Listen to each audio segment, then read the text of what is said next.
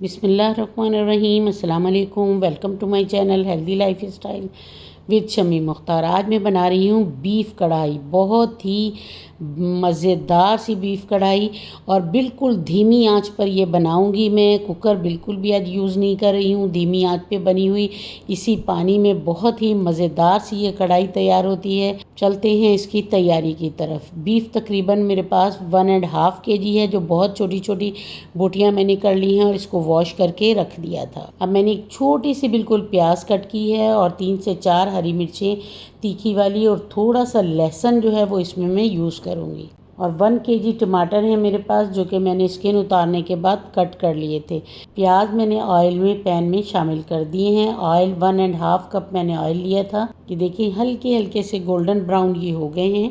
अब इसमें गोश्त जो है शामिल कर दिया है और इसमें लहसुन और हरी मिर्चें भी मैंने शामिल कर दी हैं। गोश्त अपने ही पानी में गल जाएगा, टेंडर हो जाएगा और इसी से में हम इसको तैयार करेंगे। बहुत अच्छे से हमने इसको मिक्स कर दिया है। अब बिल्कुल हम इसका मीडियम फ्लेम पे इसको छोड़ देंगे 35 से 40 मिनट के लिए। दरमियान में 1 से 2 बार हम इसको चेक ज़रूर कर लेंगे।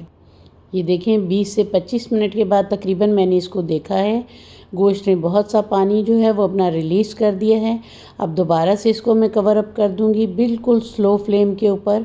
20 से 25 मिनट में तकरीबन ये पानी जब बिल्कुल खुश्क हो जाएगा, फिर अब हम इसको देखेंगे, इसकी अच्छे से भुनाई कर देंगे। ये देखें पानी इसका बिल्कुल ख़त्म हो गया है और लाइट ब्राउन सा जो गोश्त है वो, ये देखें बहुत अच्छा सा गोश्त जो है अब हमारा फ्राई हो गया है। ये देखें बिल्कुल छोटी छोटी सी बोटियां थी।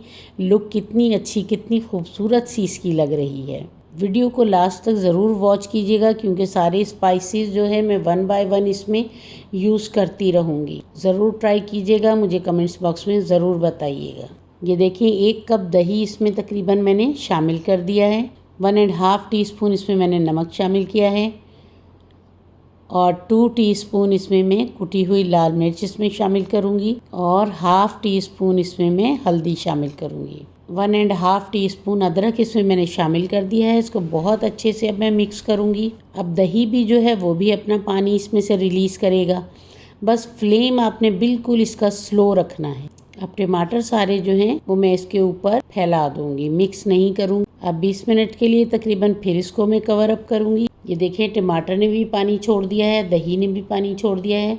अब हम टमाटर जो है बहुत अच्छे से इसमें मिक्स करते रहेंगे थोड़ी थोड़ी देर के बाद। वैसे टमाटर बहुत अच्छे से हमारे टेंडर हो गए हैं, लेकिन इसकी मिक्सिंग बहुत ज़रूरी है ताकि इसका कोई भी पार्ट जो है बिल्कुल हमें इसमें बड़ा नज़र ना आए। ये देखिए टमाटर अच्छे से मैश हो गए हैं, क्योंकि ये बहुत अच्छे से हमारे टेंडर हो गए थे। अब इसमें 1 टीस्पून धनिया, 1 टीस्पून ज़ीरा, 1/2 टीस्पून काली मिर्च और थोड़ा सा कुटा धनिया ऐड करूँगी।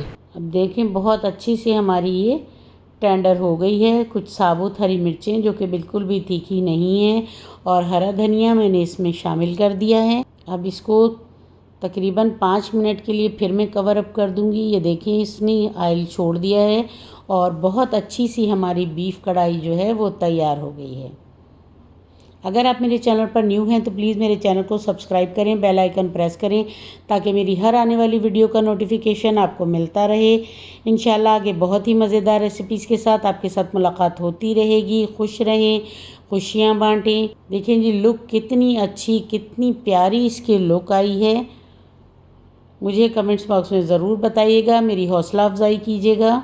ये देखिए जी मैंने इसको डिश आउट किया है, गार्निश किया है इसको अदरक के साथ, बारीक बारीक हरी मिर्चें और हरा धनिया इसके ऊपर डाला है। देखें लुक कितनी अच्छी आई है और साथ ही मैंने इसके साथ हरा धनिया और हरी मिर्चों का रायता बनाया है। लुक कितनी खूबसूरत है, देखने में कितनी अच्छी मालूम हो रही है इसकी लुक, खाने में भी उतनी ही मज़ेदार है। ज़रूर इसको ट्राई कीजिएगा, मुझे कमेंट्स बॉक्स में ज़रूर बताइएगा।